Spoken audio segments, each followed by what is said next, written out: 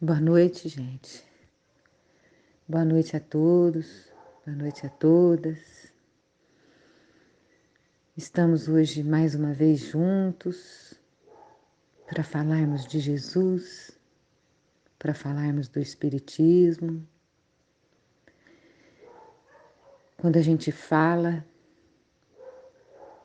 a gente descansa a alma. Quando a gente fala, a gente reflete. Quando a gente fala, a gente aprende. Nós vamos ouvir hoje a Vera. A Angélica vai fazer o encerramento. Nós temos absoluta certeza que vamos viver aí minutos de paz. E nós temos que aproveitar para desligar dessa fase pesada, dessa fase muito triste que o planeta passa. Nós estamos falando do capítulo 1, e então fazemos a abertura pedindo que todos façam sempre aquela respiração profunda, lenta, aquela respiração que traz amor, que traz fé, que traz coragem e que traz também a reflexão da responsabilidade de sermos espíritas frente a tudo o que vem acontecendo. A gente olha o Evangelho e a gente vê a dedicação, o esforço, a disciplina para que a gente pudesse chegar até aqui, para que a doutrina pudesse sobreviver. Então vamos todos relaxar, respirar, elevar o pensamento a Deus, pedir a presença de Jesus ao nosso lado, que as meninas sejam intuídas, como já foram, com certeza, e que todos nós possamos ter paz, luz para receber os ensinamentos da noite. Na minha frente agora tem uma imagem linda de São Francisco de Assis. E eu, em pensamento, mando para cada um de vocês a luz dele, a grandeza dele, a proteção dele. Pai nosso que estais no céu, santificado seja o teu nome, Senhor. Venha a nós o vosso reino, seja feita a vossa vontade, assim na terra como no céu. O pão nosso de cada dia dai-nos hoje, Senhor. Perdoa as nossas ofensas, assim como devemos perdoar quem nos ofende. E não nos deixe, Mestre, cair em tentações, e livra-nos de todo o mal, porque teu é o reino do poder e a glória para sempre. Que assim seja, Senhor. Que todos os nossos companheiros e companheiras recebam a tua bênção, Senhor. Que seja uma noite iluminada. Obrigada, Senhor. Que assim seja. Querido grupo, boa noite. É com prazer que estamos reunidos, mesmo através do WhatsApp, para o estudo do Evangelho Espírita. Estamos fechando o capítulo 1 e a mim coube a missão de explanar os itens 9, 10 e 11. Confesso que não está sendo fácil, porém, com o apoio do professor e do grupo, aqui estou em homenagem ao nosso filho Alain, que tenho certeza que o fará muito feliz, pois ele era o meu grande incentivador. Ao meu papai também dedico este momento com muito amor e respeito. E peço perdão ao grupo, caso não consiga transmitir os conhecimentos necessários. O tema desta noite sempre nos leva a reflexões bem interessantes. A nova era. Essa fase de transição em que encontramos sempre desperta um alerta. Este capítulo, Kardec, com muita propriedade, iniciou com o título Não vim destruir a lei. Lembrando que o Espiritismo, assim como Jesus, não veio retirar nada o que Moisés nos deixou. Moisés mostrou uma semente da moral cristã. E esta semente são os 10 mandamentos de Deus, que é como um farol a iluminar a humanidade no caminho a ser percorrido. Mas foi a criação do advento do Cristo entre nós que pudemos dar maior entendimento da mais pura moral, a mais sublime, a moral cristã, de renovar, aproximar os outros, torná-los fraternos, trazendo aos corações humanos a caridade e o amor ao próximo. Amar entre todos os homens, uma solidariedade comum, capaz de dar um passo a mais para fazer a terra morada de espíritos superiores. A lei do progresso se cumpre. O Espiritismo vem como um instrumento de Deus para elevar a humanidade, fazer com que as ideias morais realizem os progressos que estão nos desígnios de Deus dispersos nos corações. A moral, então, tocará os espíritos e ela se dedicará a uma ciência que lhe traz a chave da vida futura e lhe abre a porta da felicidade eterna. Bem, estamos vivendo momentos tristes. Às vezes nós somos pegos por uma tristeza tão grande, por ver tantas coisas tristes, sofrimentos, e sentimos impotentes. Neste aspecto, podemos refletir sobre os nossos sentimentos em relação ao que vemos e ao que sentimos com as pessoas que convivemos e podemos lembrar da lição Nova Era. Nem sempre conseguimos viver as tribulações de acordo com os ensinamentos. Nem sempre conseguimos caminhar com esperança. Às vezes esquecemos dela. Às vezes achamos que o que passa na televisão é o resumo do que acontece no mundo, quando, na verdade, sabemos que a mídia apresenta uma pequenina parcela, e geralmente uma parcela negativa do que acontece pelo mundo. A mídia tem prazer de mostrar o sofrimento, as perdas de entes queridos, acidentes, catástrofes. E isso ela faz com grande prazer. E tudo isso atinge os corações da humanidade. André Luiz cita: o mal não merece comentário em tempo algum, mas podemos buscar esse entendimento com franqueza, com fé raciocinada. É olhar para o mundo e falar: será que é verdade o que Kardec está dizendo? Nós estamos vivendo a nova era? Como saber isso? Como sentir isso? Como fazer com que este conhecimento tenha um sentido, não apenas daquela fé? Temos vivenciado há milhares de anos que fala: eu creio, mas não sinto. Percebe a diferença? A gente, durante muito tempo, enquanto cristão, tínhamos aquela fé externa, aquela crença que vinha de fora, imposta muitas vezes pelo nascimento. Aqui não é diferente.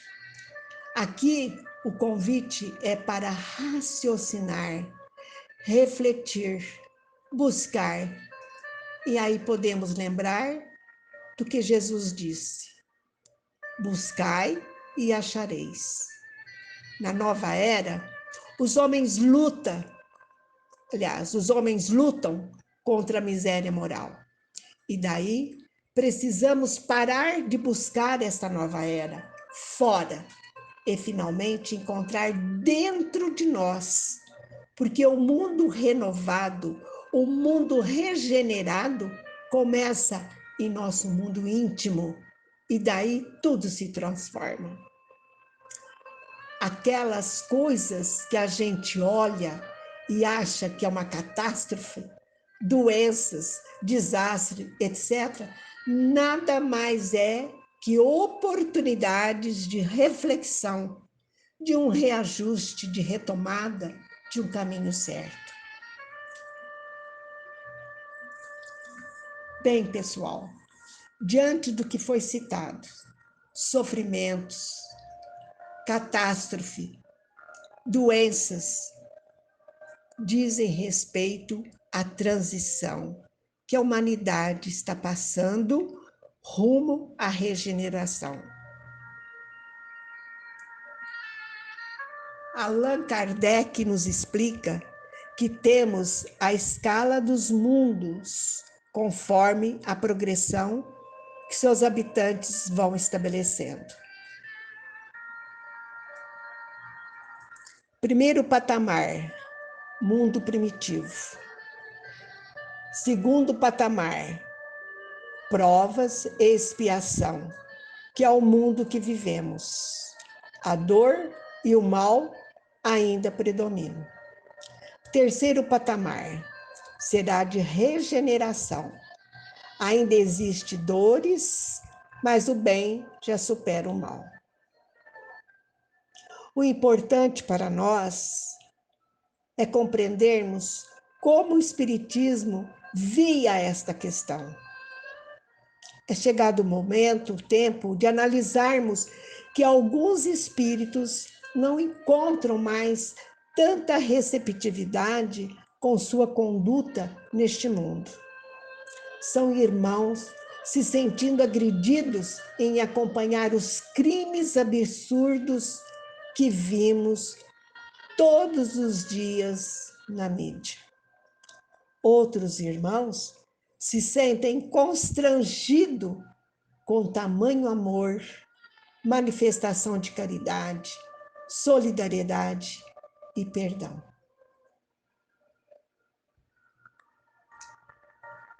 Aí pergunta-se: haveria necessidade de uma seleção de espírito?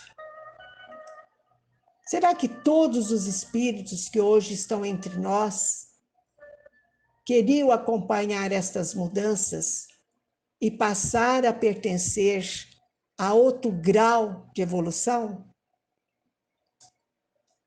Quando estudamos o último capítulo da Gênese, capítulo 18º, Sinais dos Tempos, a geração nova, compreendemos que muitos espíritos mais evoluídos estariam entre nós e que aqui na Terra seja promovido o progresso. Alguns chamariam de crianças índicas ou crianças cristais. Não seriam super-espíritos, mas que têm uma base moral, alguns conceitos inatos que não observamos no passado. Através da psicografia de Geraldo Lemos Neto, declaro que não o conheço. Relata que desde 2000 para cá não encarnam espíritos com dificuldades, mas dentro do padrão necessário para viver no planeta de evolução.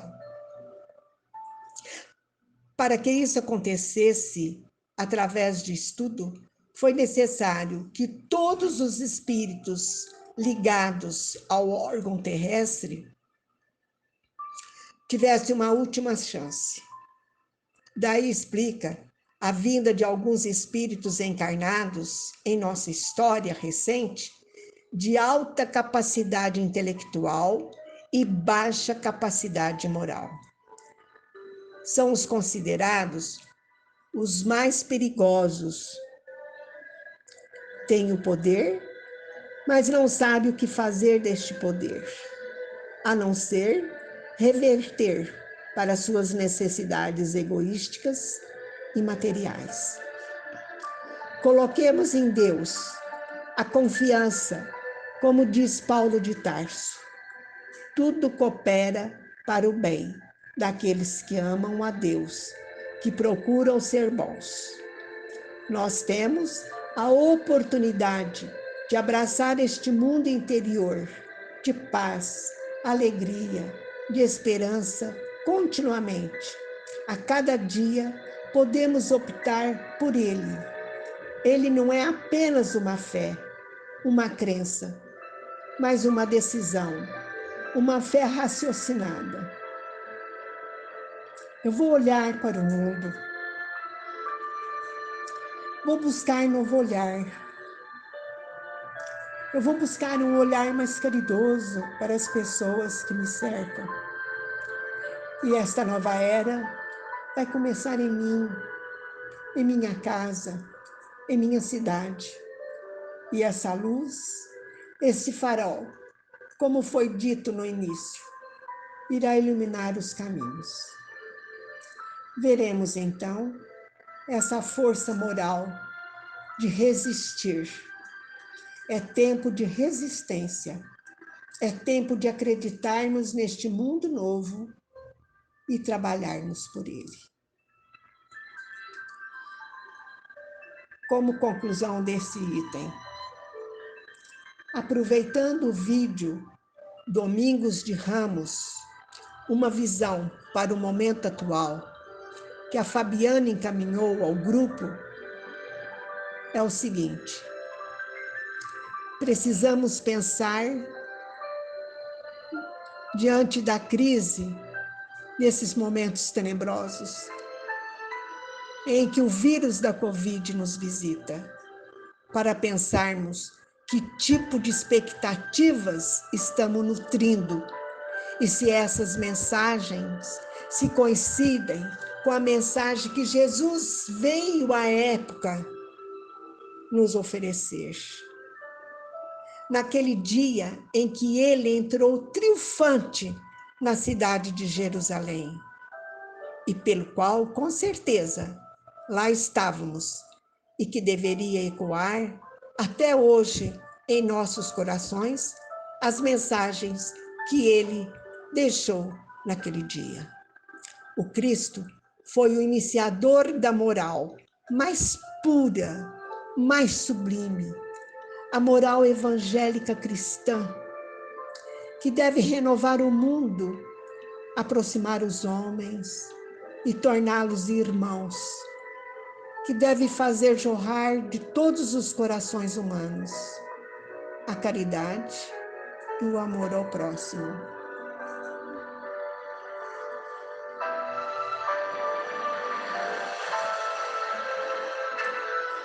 Quem seria Fenelon?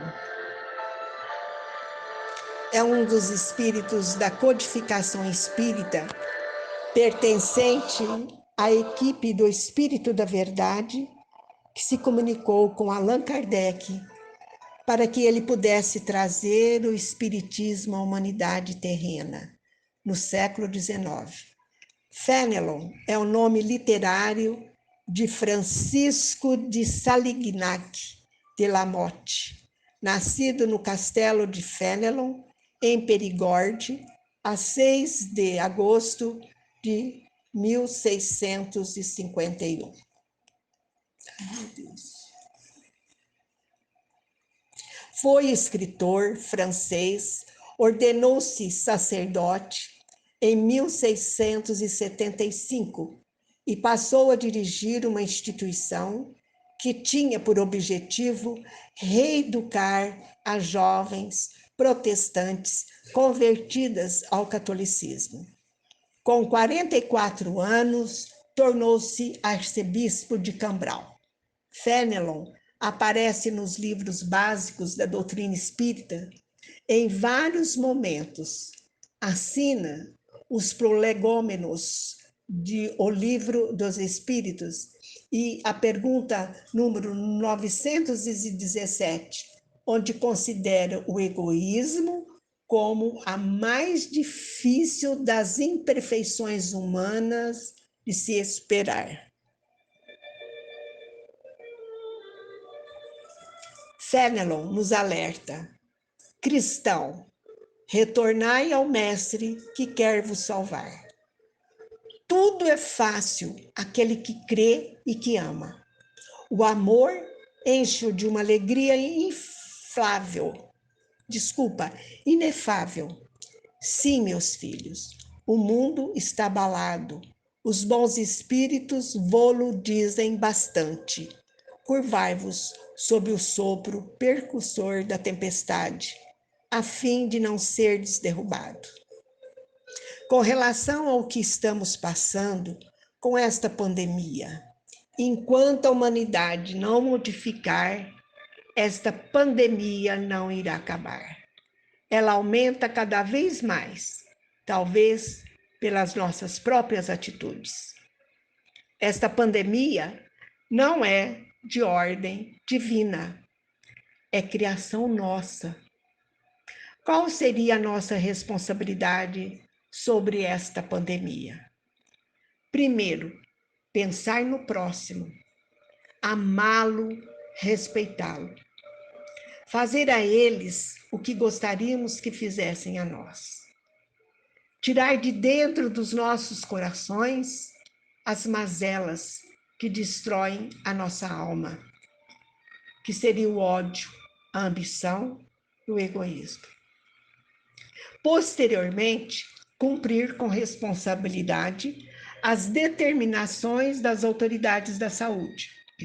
O uso da máscara, o distanciamento social, o uso de álcool nas mãos e outros cuidados necessários. O sentimento e a razão devem caminhar juntos. Esta mensagem de Fenelon é de fé, enfrentamento, esperança para todos nós.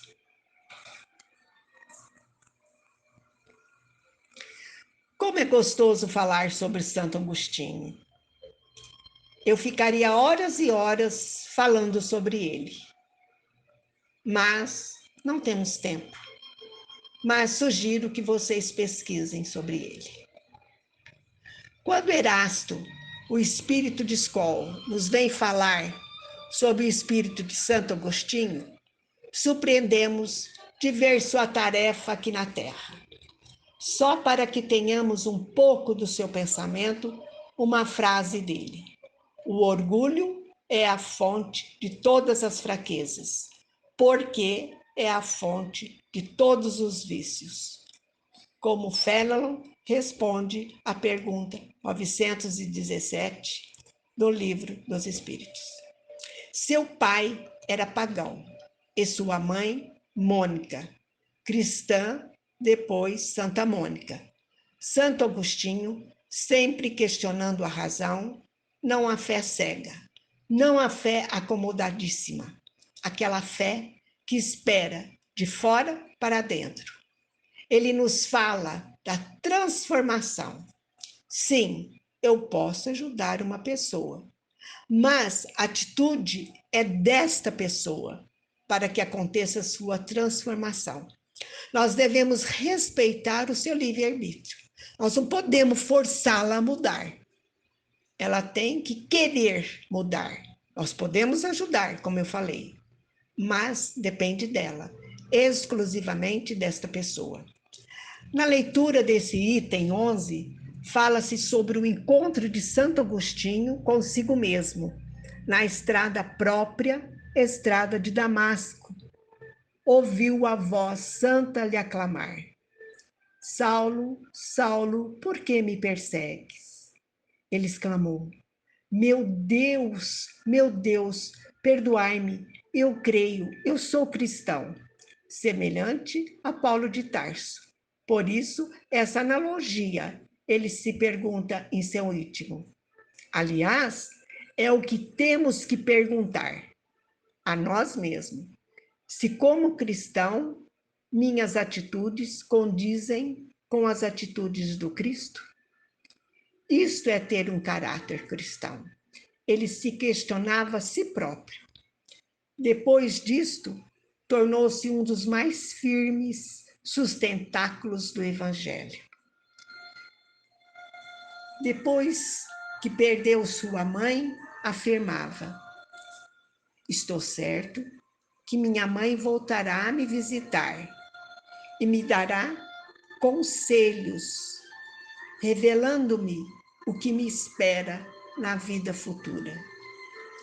Nestas palavras, pode-se encontrar um grande ensinamento e uma previsão brilhante da futura doutrina. Ele nunca perdeu a sua crença, né?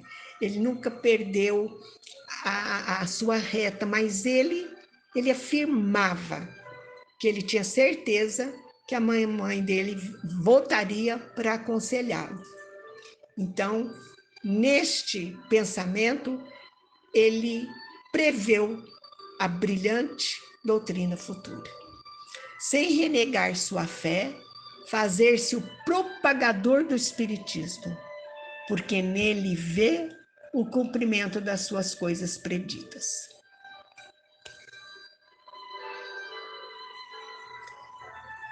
Bem, para concluir o capítulo 1, eu não vim destruir a lei. O que ele nos mostra? A compreensão de que cada um de nós somos os mesmos que ouviram os 10 mandamentos, direto ou indiretamente. Somos os mesmos espíritos que tiveram algum contato com Cristo à sua época, de forma direta ou indiretamente. Que somos chamados pelo Espiritismo, trabalhadores da última hora, a terceira revelação. Ao acordar para a reforma íntima, que nos leve a compreender a necessidade do bem e do amor, a fim de que possamos evoluir e poder permanecer no planeta Terra, que só receba espíritos mais evoluídos. Provas e expiações para a regeneração. Bem, minha gente, foi o que eu pude fazer. Eu fiz com maior esforço e com maior amor e com muita dor no coração. Às vezes, eu parava um pouco de falar porque a emoção tomava conta de mim. Eu agradeço a todos e peço a vocês que continuem orando por nós, porque a caminhada está muito dura, está muito pesada.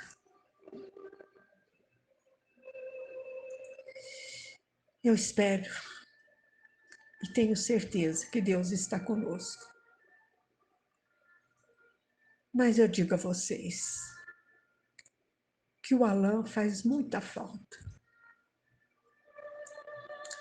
A figura dele, a imagem dele, o seu jeito de ser, a sua humildade, o seu carinho para conosco, continua em nossos corações. Eu desejo a vocês uma boa semana e que Deus os proteja sempre, sempre. Boa noite a todos.